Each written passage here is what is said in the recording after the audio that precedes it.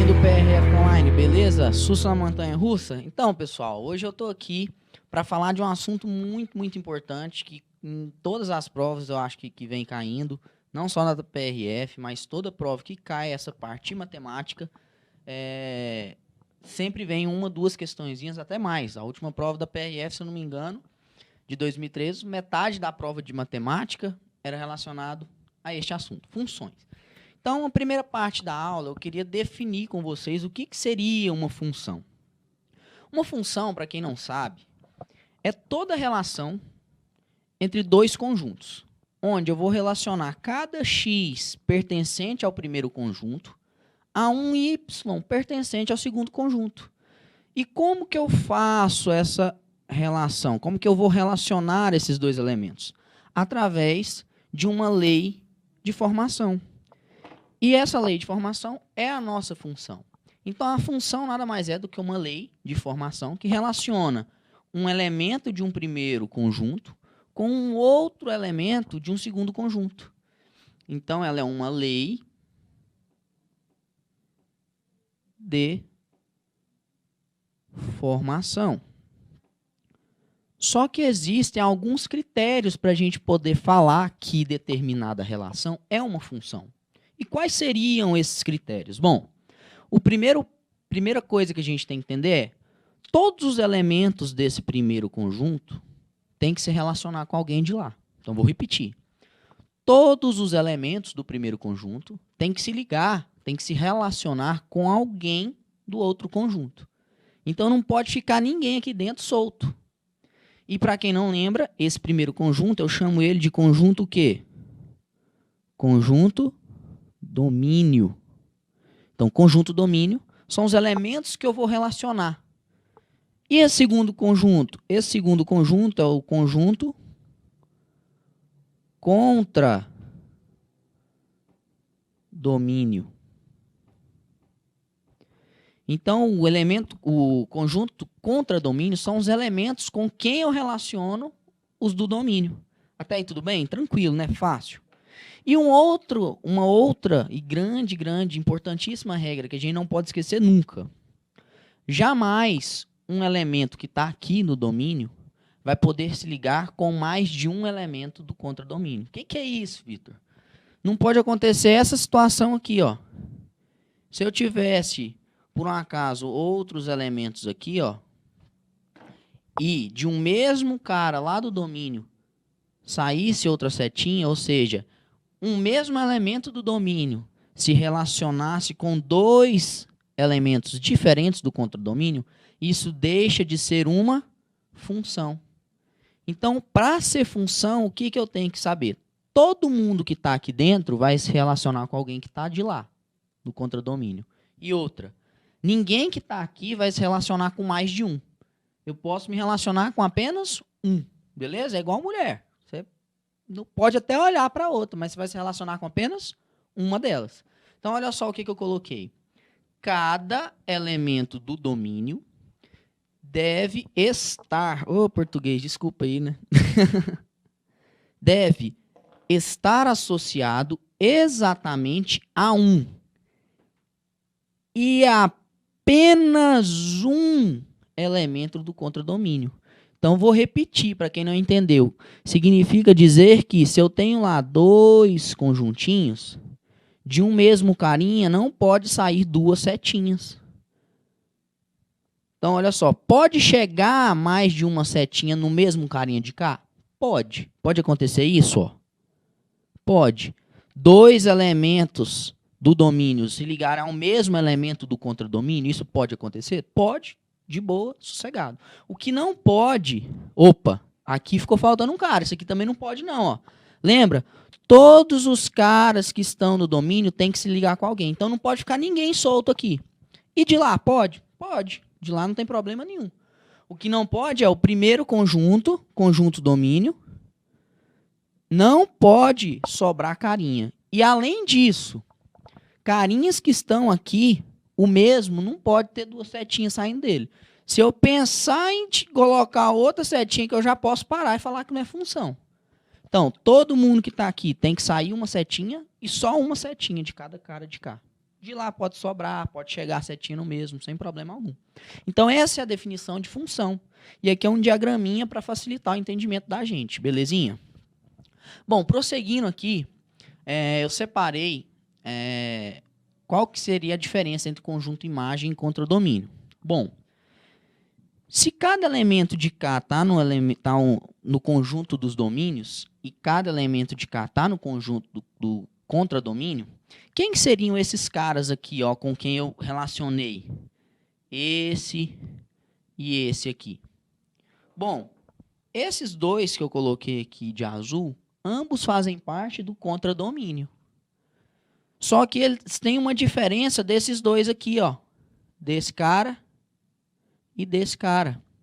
Esses caras que ficaram sozinhos, apesar deles serem do conjunto contradomínio, eles não fazem parte de um conjunto que eu chamo de conjunto imagem.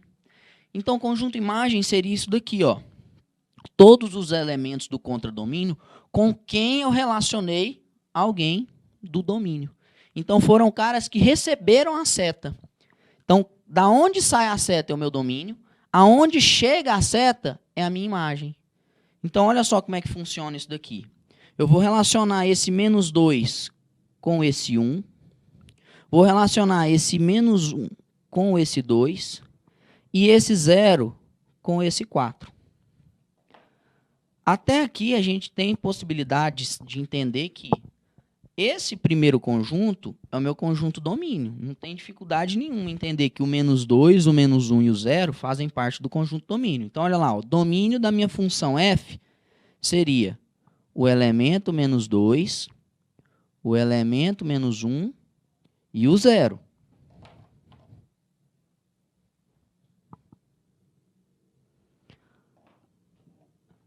E quem seria o meu contradomínio? Contradomínio são todos os caras que estão aqui no segundo conjunto. Olha lá. O 1, o 2, o 3, o 4 e o 5. Todos são parte do meu contradomínio. Agora, existem alguns caras que são especiais. Olha lá. O 1, o 2 e o 4, eles receberam setinha. Eles se ligaram com alguém de cá. Então, quem que seriam esses três carinhas aqui, o 1, 2 e o 4? Esses três carinhas formam o conjunto que eu chamo de conjunto imagem. Então, olha só. O rapazinho de cá que recebeu uma setinha, ele faz parte do conjunto imagem. Então, eu posso falar aqui, todo mundo que está no conjunto imagem está no conjunto domínio? Posso, com certeza, isso é uma verdade. Porque, para eu poder ligar, ele tem que estar no contradomínio. Se ele recebeu setinha, ele já estava no contradomínio, ele já estava aqui. Então, todo cara que está no conjunto imagem, ele também está no contradomínio? Certo. Mas será que todo cara do contradomínio também está no conjunto imagem? Não necessariamente. Pode acontecer? Pode. Pode acontecer de eu ter só esses caras de cá, ó, e todo mundo ligar. Pode acontecer do conjunto imagem ser o mesmo conjunto contradomínio? Tudo bem. Mas eu não posso afirmar isso sempre. Agora, eu posso sempre afirmar que o conjunto imagem está dentro do contradomínio. Pegou isso aí? Tranquilo? Então, olha só. Esse 1 seria a imagem do domínio menos 2. Esse 2 seria a imagem do conjunto menos 1. E esse 4 seria a imagem do domínio 0. E esse 3 e esse 5 são apenas possíveis valores de imagem, mas não tem nenhum domínio ligado a eles. Então, eles são apenas elementos do contradomínio. Certinho? Tranquilo? Vamos lá, vamos para frente? Ó, bola para frente. Até aqui a gente está indo num ritmo bacana, estou gostando de ver. E a tipologia? O que seria isso? Tipologia. Tipologia é um nome bonito, né? Eu fiz só para parecer que eu sou inteligente, que eu sei alguma coisa. Mas o nome certo, ó, certo não, né? O nome mais comum é classificação. Aí eu quis dar uma de entendido, vou falar bonito aqui para a galera do online. Então, tipologia nada mais é do que a classificação das funções. E como é que funciona essa classificação? Bom, nós temos 3 tipos principais de função. Uma que eu chamo de injetora, a outra que eu chamo de sobrejetora e a última que eu chamo de bijetora. Olha, eu posso trocar esse finalzinho aqui, ó, por injetiva, sobrejetiva, bijetiva. Então, se cair na prova tora ou tiva, tanto faz. Se for injetiva ou injetora, é a mesma coisa. Sobrejetora, sobrejetiva, bijetora, bijetiva. Tá, Vitor, o que significa isso? Bom, a injetora, ele vai te falar assim, ó. Para cada elemento do domínio diferente, eu vou ter imagens diferentes. O que significa isso? Significa que nunca pode chegar mais de uma setinha no mesmo cara. É como se eu falasse isso daqui, ó. Esse cara tem uma imagem, esse outro tem outra imagem e esse último tem outra imagem. O que significa? Que eu não posso ter duas setinhas chegando no mesmo cara. A gente viu que pode acontecer isso. Pode acontecer. O que não pode é duas setinhas saírem do mesmo cara. Mas chegar no mesmo cara? Pode? Pode. Olha aqui, eu fiz um exemplo desse. Então, pode chegar no mesmo cara? Pode. Mas não pode, para ela ser sobrejetora, chegar a acontecer isso. Ou, desculpa, injetora. A injetora fala que para cada domínio diferente, eu tenho imagens também o quê? Diferentes. Então, você vai ter imagens distintas para domínios distintos. Então, nunca você vai ter isso daqui numa injetiva ou injetora. Apesar de ser função, isso daqui é injetora? Não é injetora. Agora, se eu faço isso daqui, ó, deixo cada domínio diferente com uma imagem diferente, isso é injetora? É. Ah, Vitor, mas sobrou, tem problema? Não. Não tem problema. Entenderam, injetora? Injetora é fácil, ó, tranquilo, de boa. E a sobrejetora? Sobrejetora é um caso que eu estava comentando agora há pouco. Ó. É quando o meu conjunto imagem é igual ao meu contradomínio. Ou seja, não sobra ninguém lá, ó, do lado de lá. Todo mundo que está lá liga. Então, olha só, a sobrejetora, como é que funciona?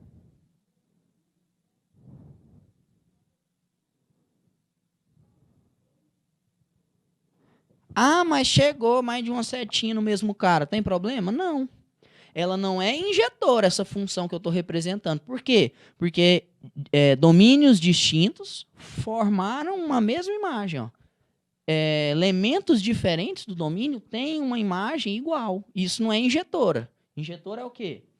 Quando você tem domínios diferentes e imagens diferentes. Esses domínios diferentes vão gerar imagens diferentes. Ah, uma coisa interessante. Olha esse bizu aqui, ó. Quando eu estou falando de um domínio X, o f de x nada mais é do que a imagem desse x1.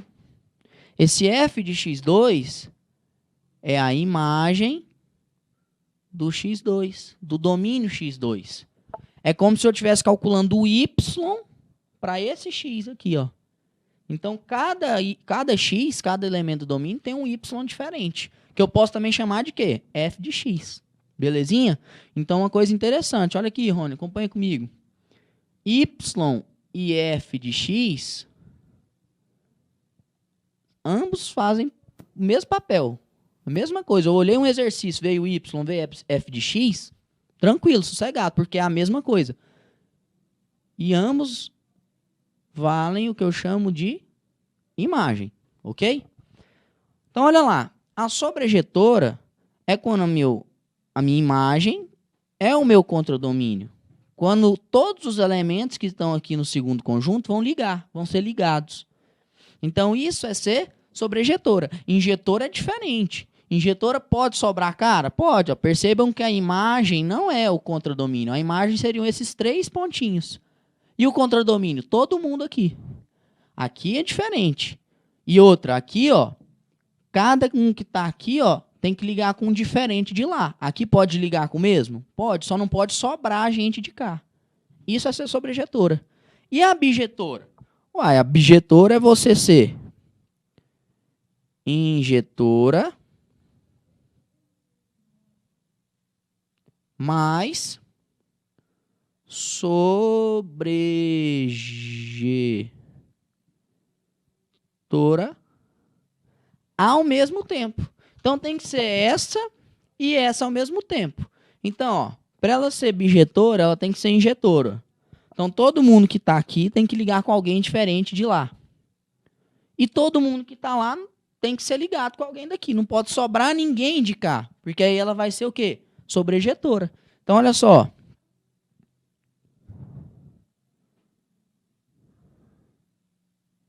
A minha função bijetora nada mais é do que isso. Quando eu tenho elementos diferentes formando imagens diferentes e, ao mesmo tempo, a minha imagem é igual ao meu contradomínio. Ela também é sobrejetora. Belezinha isso daí? Bom, então essa foi a primeira partezinha de funções. Mais para frente eu vou estar trazendo, na próxima aula, função do primeiro grau e função do segundo grau. Vou falar aqui agora, rapidinho, Ron, antes de acabar, ainda tem tempo? Tem. Vou falar aqui de função par e ímpar, já que a gente está com tempo. Olha só, cheguei. Vou falar aqui com vocês de função par e ímpar, paridade de funções. Que é um assuntinho que também pode vir a cair na sua provinha e quanto mais preparado a gente tiver, melhor, não é não? Até aqui eu acredito que tá tudo bem aí, galera do online, não? Fácil demais, sossegado, de boa. Nossa, tava suando aqui, cara, tava desligado. Polícia! Então, olha só, vamos falar aqui de paridade de funções.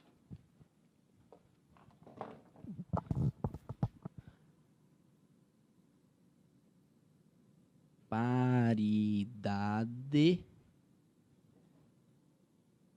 de funções. O que seria isso? Bom, eu tenho nessa parte aqui como classificar as funções em dois tipos diferentes: funções pares e ímpares. O que seria uma função par? Uma função par é quando eu tenho um domínio e eu pego o domínio que é oposto a esse. O que é um domínio oposto? Se eu peguei o 2, eu vou pegar também o menos 2. Então, olha lá, peguei o 2. E qual que é o oposto? Menos 2. Peguei o 10. Qual que é o oposto? Menos 10. E aí, esses elementos do domínio, que são opostos, vão gerar uma mesma imagem. Então, olha um exemplo aqui, ó. Olha essa função aqui, que interessante. Eita. Olha essa função. Se eu tivesse aqui a função f de x igual a x ao quadrado. Olha que loucura. Se eu pegasse, por exemplo, o domínio 10, x1 igual a 10, e um x2, vou pegar 10 não, vou pegar 2, que fica mais fácil fazer a conta, né? 2 e um x2 oposto a esse 2, o menos 2. Então, peguei dois domínios diferentes. Vamos ver como que vai ficar a imagem desses caras? Qual que seria a imagem do 2? Seria a f de 2. Como que eu calculo a imagem de um domínio? É só eu aplicar esse domínio na lei de formação. Se a minha lei de formação, a minha função é x ao quadrado, e o meu x aqui está valendo 2, para eu calcular a imagem desse 2, basta eu pegar esse 2 e elevar ao quadrado. Quanto que dá 2 ao quadrado? Isso é difícil, hein? 4. Agora vamos para o menos 2. Olha lá, o domínio agora é menos 2. Como é que eu calculo a imagem desse domínio? Basta eu pegar esse domínio. Olha lá, lembra que isso aqui é imagem de menos 2. F de 2 é imagem de 2.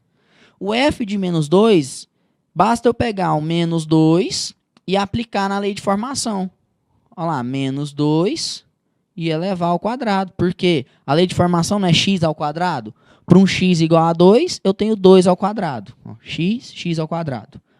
Para um x igual a menos 2, eu tenho menos 2 ao quadrado. Quem lembra da aula de potência vai lembrar disso daqui, ó. Negativo elevado a expoente par dá um número muito bem positivo. 2 ao quadrado, 4. Então, você tem aqui que elementos do domínio que são opostos, olha lá, ó. 2 e menos 2 são opostos. Formaram a mesma imagem. Que é isso, Vitor? Macumba? Não. Matemática, ué. Olha só que macumba louca. Você tem um x1 diferente de um x2, mas que as imagens são iguais. Então, o que seria uma função par? Seria uma função em que o f de x é igual ao f de menos x. Então, você tem uma imagem de um elemento igual à imagem do seu oposto. Isso é ser uma função o quê? Par. Então, a função que ela tem essas características, ela é classificada como uma função par. Belezinha? Fácil. Se a função par é assim, como é que eu definiria a função ímpar? Olha lá a função ímpar, como é que funciona. A função ímpar, diferente da função par, para cada elemento oposto do domínio, então olha lá, eu tenho um elemento do domínio e eu vou pegar o oposto dele. A gente já viu que pegar o oposto é só colocar um menos na frente. Então, vou jogar um menos na frente. Vai gerar o quê? Imagens também opostas. Então, como é que funciona a função ímpar? Olha esse outro exemplo aqui. Vou pegar agora uma f de x, uma função. Nem vou falar f de x. Vou falar assim, ó. Y igual, por quê? Porque y e f de x é a mesma coisa, acostuma com isso daí. O examinador vai tentar te engambelar. Ele vai tentar confundir a sua mente. Cheia de minhoca. Ele vai falar assim, ó, y, ora ele vai falar f de x para ti. Tentar fritar o seu cérebro. Mas você, como é um aluno do diferencial, você não vai cair nessa, né? Porque você é um cara esperto. Então, olha só o que vai acontecer. A minha função agora ela vai ser x ao cubo. Isso daqui é a mesma coisa, eu vou falar isso daqui, ó.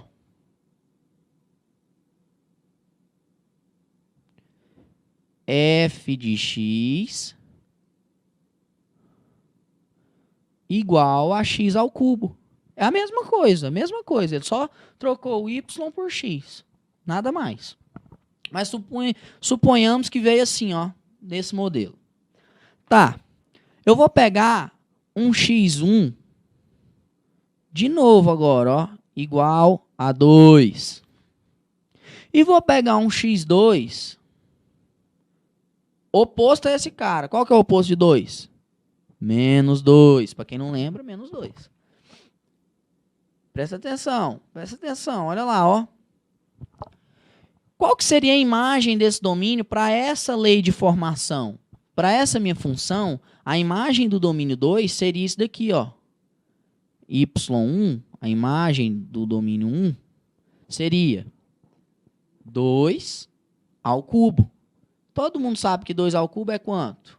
8 é o 2 vezes ele mesmo, 3 vezes. 2 vezes 2 vezes 2. 2 vezes 2, 4. Vezes 2, 8. Chegamos aqui na imagem do domínio 2.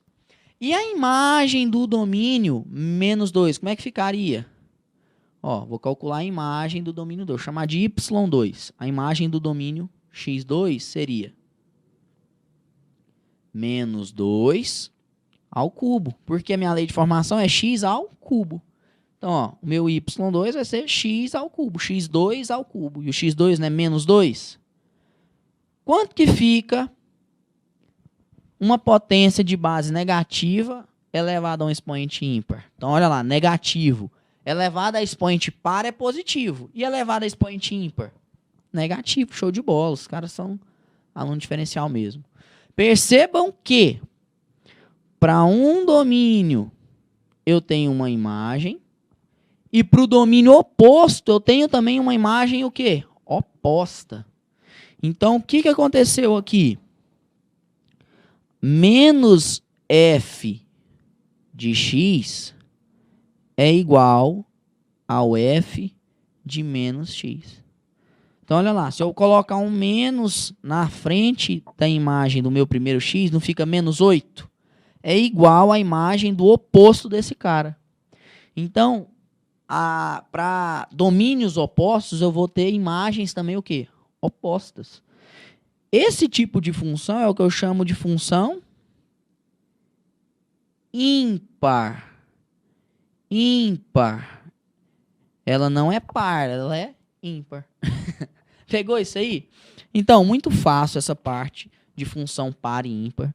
E, por enquanto, essa parte eu acho que ainda está tranquilo. Eu acho que não tem dificuldade mais para a gente estar falando. O que mais eu poderia estar falando com vocês aqui nesse momento são algumas funções especiais. Algumas funçõezinhas especiais. Vou dar alguns bisuzinhos. Então, tem algumas funções que elas são o quê? Diferentes, elas são exóticas. Então, tem que bater o olho nelas e tenho que saber o que significa.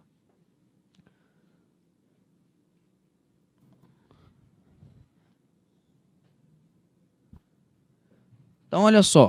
Ai, caramba. Derrubando é quebra tudo, pô. A primeira função que eu quero que vocês prestem atenção, que ela é um pouquinho mais exótica, é essa daqui, ó. É o que eu chamo de função inversa. Então, nós temos aqui uma função que eu vou chamar de função inversa. Como é que eu chamo uma função inversa? Vamos supor que eu tenho uma função f de x. Qual seria a minha função inversa? A minha função inversa seria uma função que eu vou colocar um menos 1 aqui, ó. Essa daqui seria a minha inversa. Tá, e como que funciona isso? Primeiro, para eu calcular a função inversa de alguma função, a função original ela precisa ser o quê? Bijetora. Então, ó, por isso que a gente tem que aprender aquela primeira parte. Vocês lembram o que é a bijetora? É uma função que ela é injetora e sobrejetora ao mesmo tempo. Ou seja, todos os elementos do domínio vão ter imagens distintas. E o meu conjunto imagem é o meu contradomínio. Fechou? Lembrou objetora? Então, é assim que a gente começa o nosso estudo da função inversa. Beleza. Então, eu vou dar aqui um exemplo e a gente vai calcular a função inversa dessa nossa função original. Vamos supor aqui que eu tenho essa função aqui, ó. 2x mais 1. Então, eu tenho uma função y igual a 2x mais 1. É uma função? É uma função. Normal. Como eu faço para encontrar a inversa dessa função? Aí é que tá. Então, eu tenho que seguir alguns passos. O primeiro passo é o quê? Trocar x por y e vice-versa.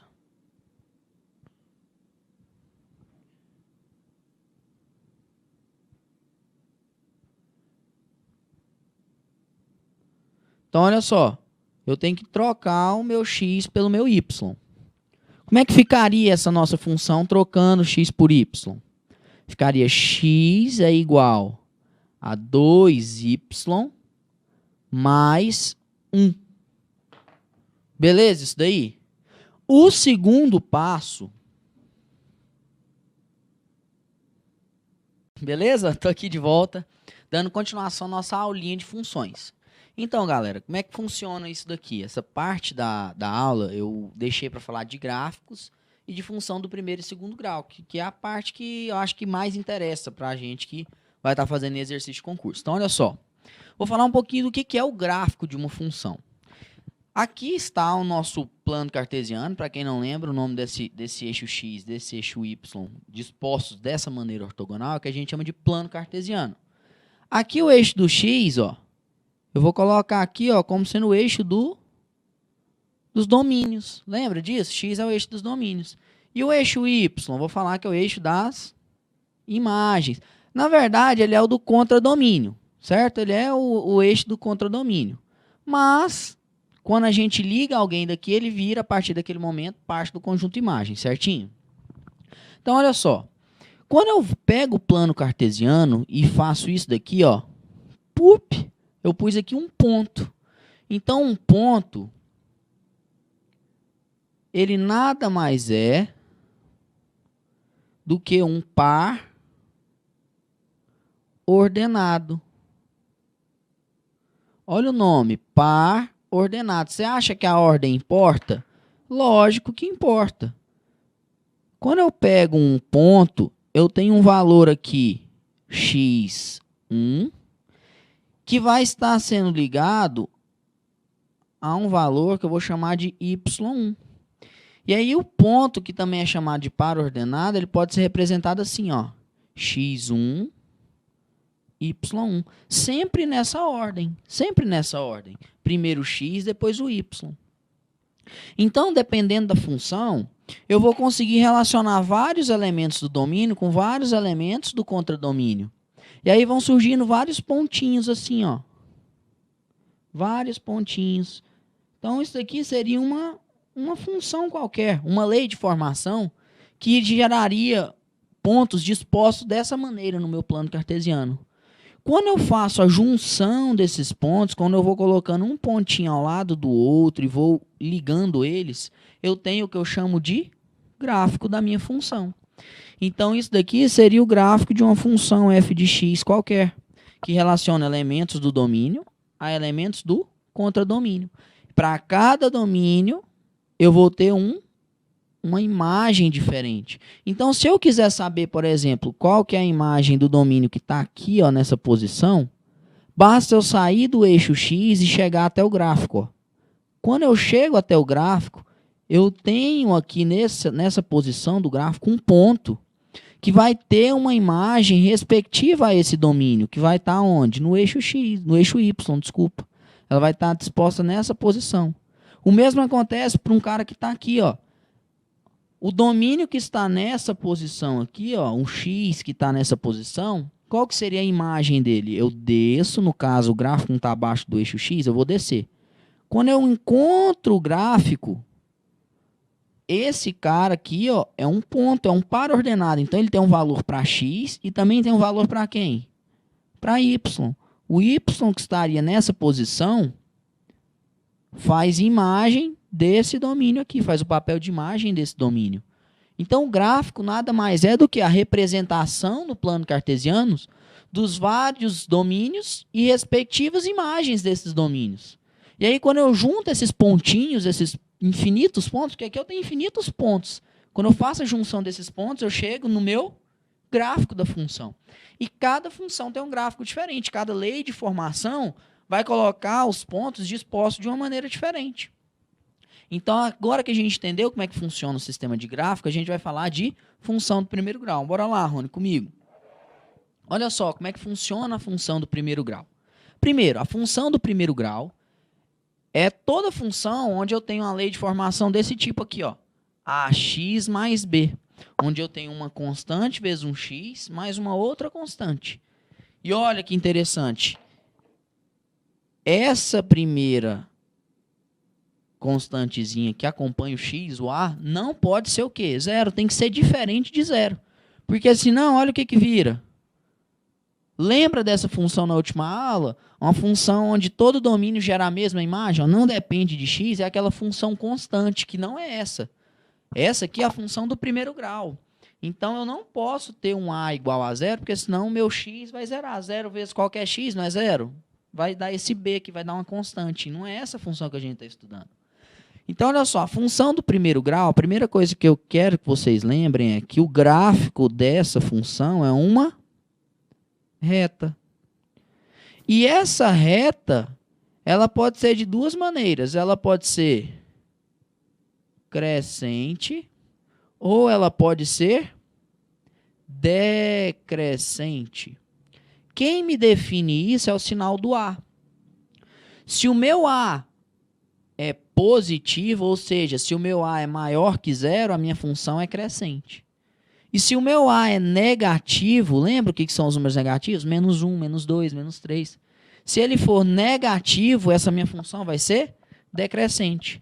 Então, a função crescente, ela é uma reta, a do primeiro grau, lógico. Ela é uma reta com a inclinação assim, ó, para a direita. E a reta decrescente, ela é uma reta com a inclinação assim, ó, para a esquerda. Então você tem uma reta, se ela está inclinada para a direita, ela é crescente. Se ela está inclinada para a esquerda, decrescente. Então, função do primeiro grau, toda função do tipo ax mais b, onde eu tenho lá que o gráfico é uma reta, e quem vai me definir se essa reta é inclinada para a direita ou para a esquerda é o sinal do A. Se o sinalzinho do A for positivo, ó, vou pôr um maisinho aqui, para quem não entende essa linguagenzinha, ó, positivo, e aqui, nega. Show de bola? Facílimo, né? Então, olha só, vou colocar aqui um gráfico qualquer aqui, ó, vou desenhar uma reta decrescente. Todo mundo percebeu que é uma reta decrescente? Essa reta sempre corta o eixo Y em qual posição? Nesse B aqui, ó. Esse B é o que eu chamo de termo independente, porque ele não acompanha X, a variável está acompanhando é o A. Como ele está sozinho, ele está isolado, eu chamo ele de termo independente. E a reta, toda e qualquer reta, ela sempre corta o eixo Y aonde? No termo independente. Então, esse pontinho aqui é o meu B. E onde ela corta o eixo X? Em qual posição do eixo X ela vai cortar? Ela corta o eixo X num cara que eu chamo de raiz. O que é a raiz? A raiz nada mais é do que um valor para X que eu coloco na função original que vai zerar tudo. É o domínio, veja só, vou falar com as palavras um pouquinho mais diferentes. Raiz é um domínio cuja imagem é zero. É um X que quando eu substituo ele na lei de formação e resolvo aquela contaiada toda, vai dar quanto? Zero.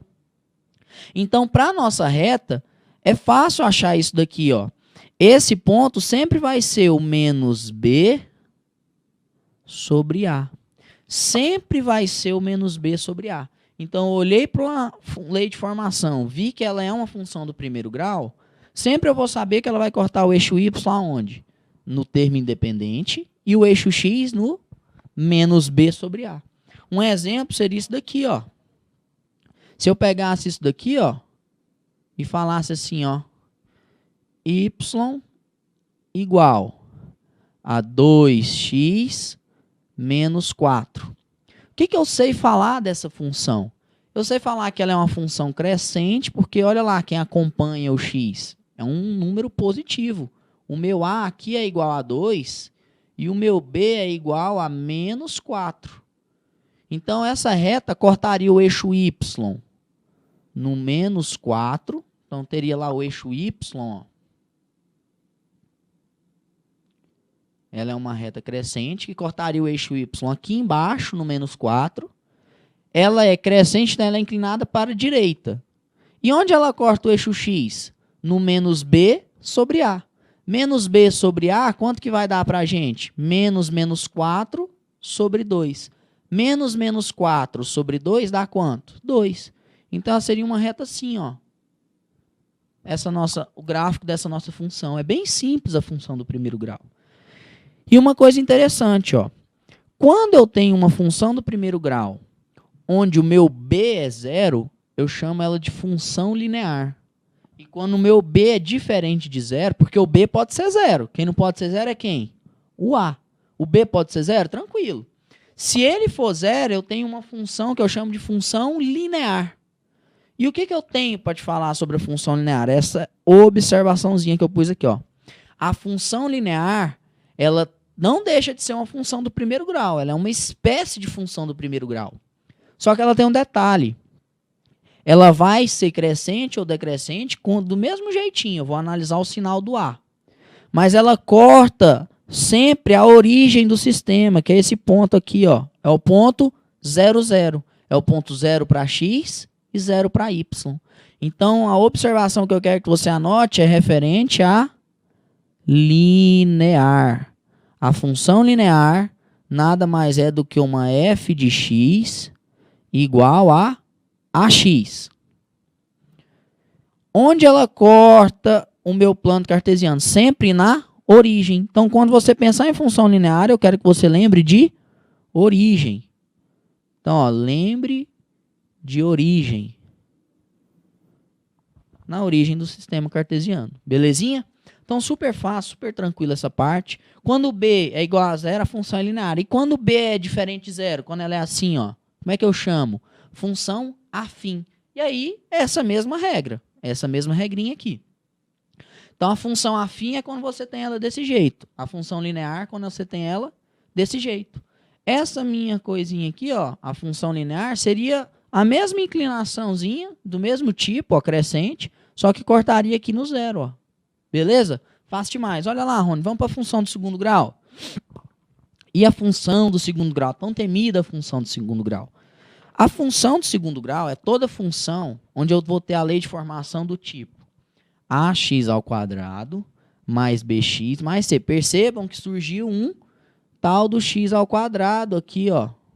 É esse cara que determina se ela é ou não é do segundo grau. E aí, olha só, de novo, eu tenho uma restrição para essa função. Não pode ser o quê? Zero. O cara que acompanha o x ao quadrado, o termo que acompanha o x ao quadrado, não pode ser zero. Porque se ele for zero, o que acontece? Vira uma do primeiro grau, ó, bx mais c. Vira uma do primeiro grau. Não é isso que a gente quer. A gente quer estudar a função do segundo grau. Beleza, uma vez conhecida a lei de formação, o formato da minha função, o que eu vou saber agora? Eu preciso saber que o gráfico desse cara, diferente da função do primeiro grau, o gráfico dele é uma parábola. Muito bem. E essa parábola, ela pode ser de concavidade para cima ou de concavidade para baixo. Quem vai determinar isso? Novamente, é o sinal do A. Se o seu A for positivo, maior do que zero, a concavidade é para cima. E se o A for negativo, para baixo. Então, Vitor, isso é muito complicado, não consigo entender. Lógico que consegue, cara. Pensa assim, ó, quando as coisas estão positivas, a gente sorri. E quando as coisas estão negativas, a gente fica triste. Então, olha só, é uma setinha, um bizuzinho para você estar lembrando a concavidade da parábola. Quando as coisas estão positivas, a gente ri. E quando estão negativas, a gente fica tristinho, concavidade para baixo. Belezinha? Sossegado, essa parte da parábola. Então, o que eu separei aqui?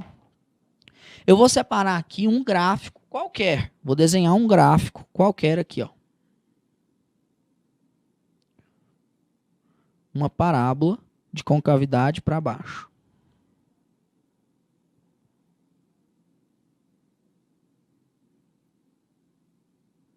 Não riam do meu gráfico, ficou um pouquinho estranho.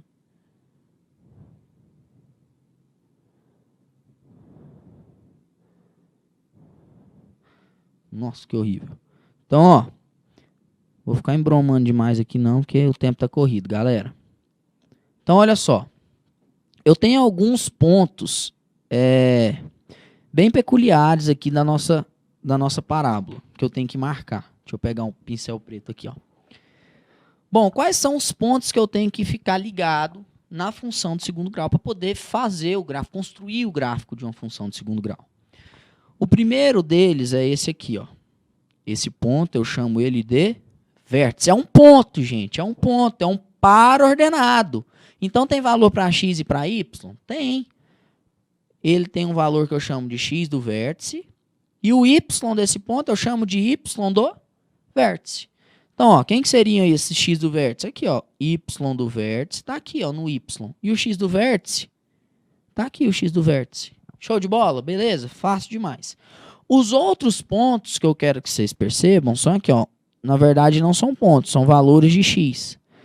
Esse aqui é o meu x1. Tá pegando aí, Rony? Dá pra enxergar aí? E o x2. São outros valores que eu preciso que a gente saiba. São domínios especiais.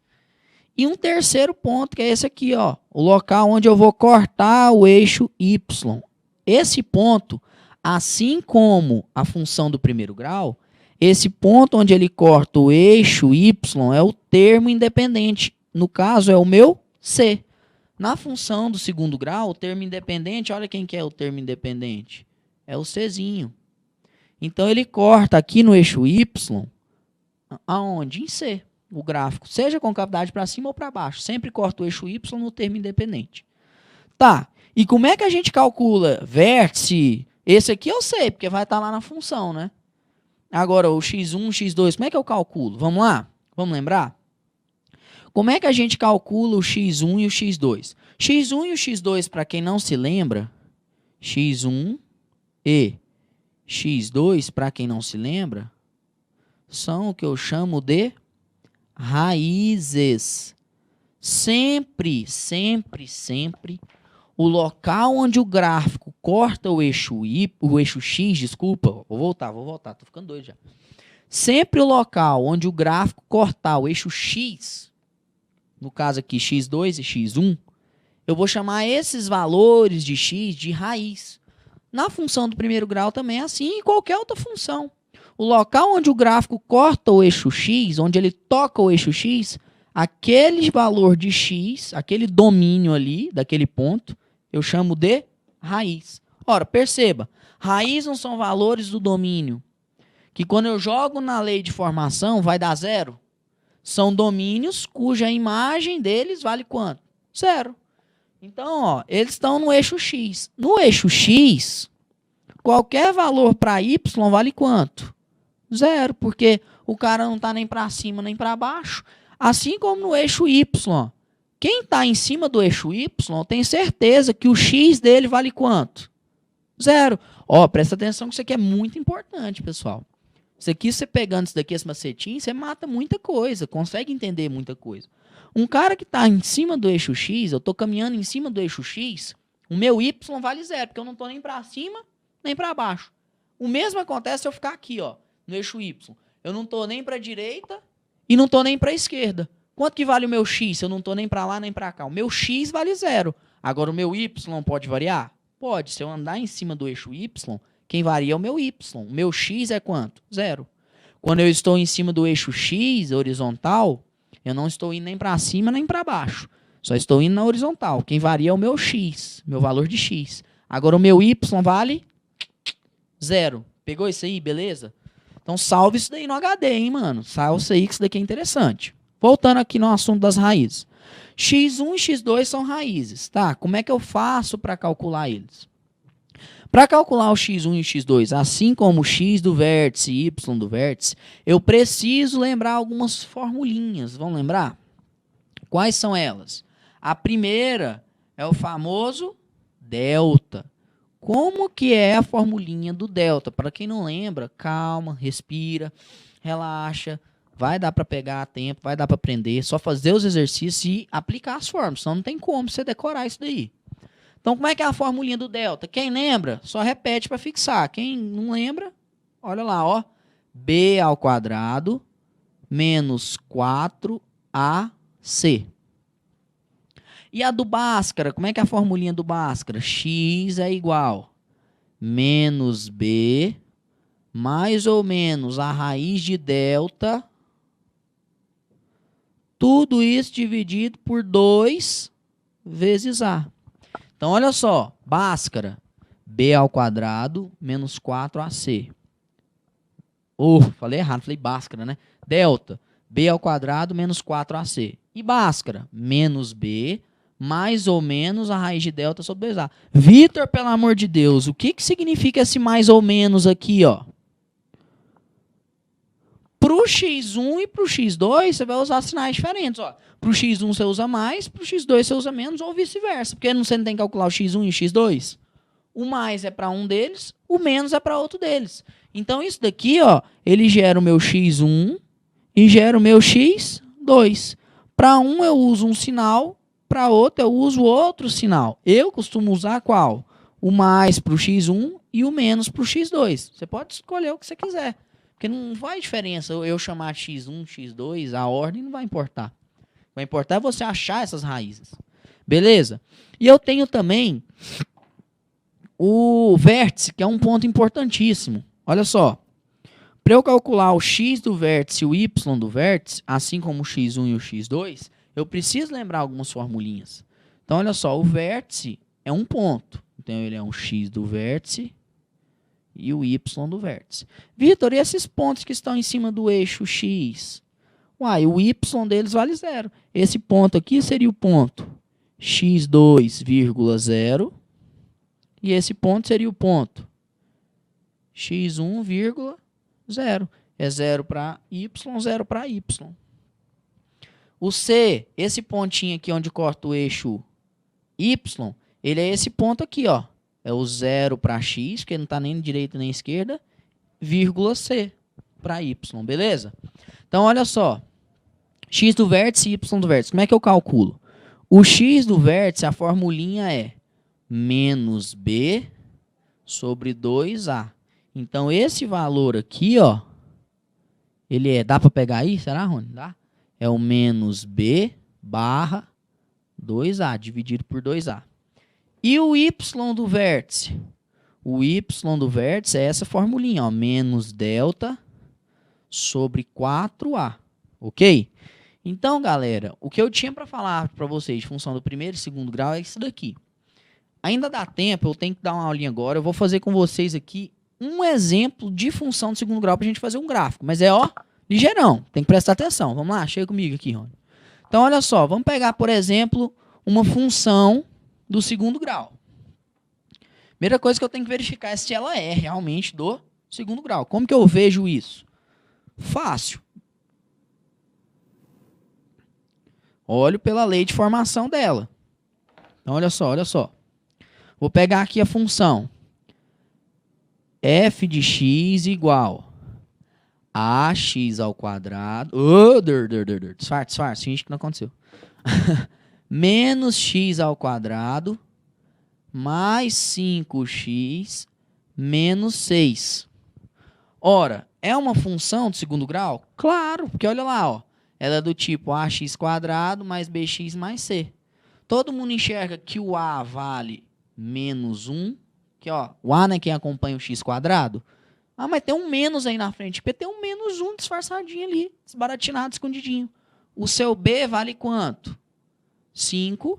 E o nosso c vale, cuidado, o c não vale 6, o c vale menos 6. Sempre fiquem atentos a esse lance do sinal.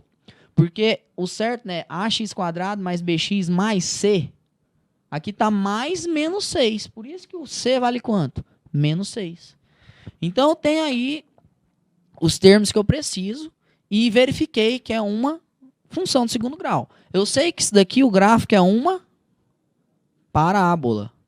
E essa parábola, a concavidade dela é o quê? Para baixo, porque olha só, as coisas estão negativas. Se as coisas estão negativas, a gente fica o quê? Triste. A gente fica tristinho. Então, olha só, a concavidade vai ser para baixo porque o meu A é negativo. Tá lembrando? Uma coisa puxando a outra. Beleza, já sei que a parábola é concavidade para baixo, porque meu A é negativo, tem o B e o C.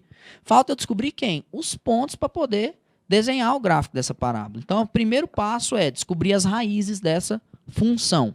Como que eu descubro as raízes da função? Eu tenho que ir atrás de delta e depois Bhaskara, certo?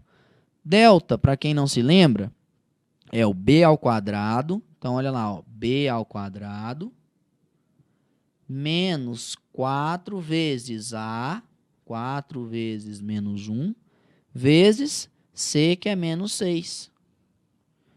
Então, o delta vai ficar assim, ó. 5 ao quadrado, 25. Menos 1 vezes menos 6 dá mais 6. Então, ficou assim, ó, menos 4 vezes 6 positivo. Quanto que dá isso daqui, ó? 25 menos 4 vezes 6, não é 24? Primeiro faz essa multiplicação, depois subtrai, viu, galera? Então, vai ficar aqui o nosso delta é igual 25, esse termo aqui, ó, dá 24. Ui! 25 menos 24? Muito bem. Ó o nosso delta. 1. Achei 1 pro meu delta. Desculpa, pessoal. Então, olha só. Achei o delta, eu vou para cálculo do Bhaskara. Qual que é a formulinha do Bhaskara? Menos b, então, ó, menos 5, mais ou menos a raiz de delta, no caso nosso é 1. Tudo isso dividido por 2a, 2 vezes menos 1. Porque o a vale menos 1. Então, olha lá, eu vou calcular o x1. x1 vai ser menos 5, mais quanto que vale a raiz de 1? 1. Dividido por menos 2. 2 vezes menos 1, menos 2. Percebam que eu usei o mais para o x1, ó. E o menos eu vou usar para o x2. x2 vai ser menos 5 menos 1 dividido por menos 2. E em cima vai ficar menos 5 mais 1, sinais diferentes. Subtrai e conserva o sinal do maior. Fica menos 4 dividido por menos 2. Menos dividido por menos, muito bem. Mais 4 dividido por 2, 2. E o x2, como é que fica? Menos 5, menos 1, sinais iguais. Soma e conserva o sinal. Lembra da regrinha? Então, menos 5, menos 1, menos 6, dividido por menos 2. Menos 6 dividido por menos 2, muito bem, mais 3. Então, achei as raízes, olha só. O meu x1, 2 e o x2, 3, são as raízes da minha função. O que seriam as raízes? Vão lembrar? São os pontos onde o gráfico toca o eixo x. São valores do domínio que tem imagem igual a 0. Se você duvida de mim, pega o 2 e substitui aqui na lei de formação. Vê se você não vai achar 0. Acha, cara, não estou mentindo para você. Beleza, Creuza. Parou, respirou. Até agora, vamos ver o que a gente fez? Calculou as raízes, viu que a parábola é uma concavidade para baixo e só. O que está faltando? Está faltando agora calcular o vértice, não é? O vértice é um ponto que a gente viu que é o x do vértice e o y do vértice. Como é que calcula o x do vértice? É o menos b sobre 2a. Então, olha lá, menos b, menos 5, dividido por 2 vezes a. Certo isso aí? Então, menos 5 vezes... dividido por 2 vezes menos 1. Isso daqui vai ficar menos 5 sobre menos 2, que na verdade é 5 meios. Ah, Vitor, fração. Para quem não lembra, isso daqui ó, é aproximadamente não. É igual a 2,5. Só na hora da gente marcar no gráfico para a gente estar lembrando. E o y do vértice? O y do vértice é o menos delta sobre 4a. Quem que deu o delta? Não foi 1? Então, olha lá, ó, menos delta sobre 4a. Então, esse y do vértice vai ficar menos 1 sobre menos 4, que é menos dividido por menos dá mais, 1/4. Para quem não lembra, 1/4 é a mesma coisa de 0,25. Show de bola? Agora é montar o nosso gráfico, velho. Olha lá.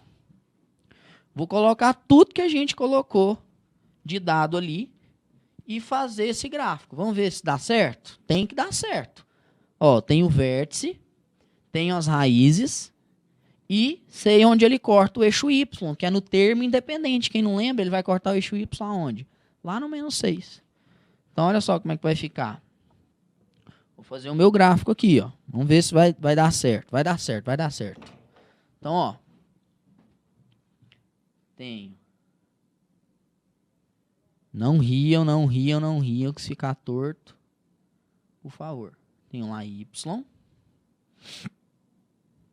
E tenho aqui o meu x. Vou fazer um x aqui, assim, ó. X e y. Ok. Vou marcar alguns pontos específicos. Ele falou assim, ó, que as minhas raízes são x2 e x3. Vou marcar aqui, ó. Vou falar que aqui é o meu 2 e aqui seria o meu 3. Vou marcar o 2 e o 3 aqui assim, ó. Um do ladinho do outro, mais ou menos. 3 aqui, mais ou menos. Tá bom? Marcando o 2 e o 3. Que mais que ele fala pra gente? Que o nosso y do vértice é 0,25. Então, 1 tá aqui. 0,25 tá bem aqui, ó. Mais ou menos aqui. E quanto que vale o meu x do vértice? 2,5. 2,5 está na metade do caminho entre 2 e 3. Então, ó, aqui, esse ponto aqui, ó, é o meu vértice. Qual que é o meu vértice? É o 5 meios. Tá pequeno, né? Vou fazer maiorzinho. 5 meios, vírgula, 1/4. Então, ó, 1/4 aqui para y. e 2,5 para x, porque aqui é o 2 e aqui é o meu 3. Entre o 2 e o 3 está aí o 5/6. Na verdade, ele fica um pouquinho para a direita aqui, né? Ok, pessoal? Marquei o meu vértice, tenho as raízes, e aí eu vou lá onde ele corta o eixo y. Olha lá onde ele corta o eixo y, lá no -6. Então, ó, vou pôr assim, 2, 4, 6, bem aqui. Então, a minha parábola seria uma coisa assim, ó. Opa, ficou meio feio aí, pessoal. Calma que eu vou arrumar.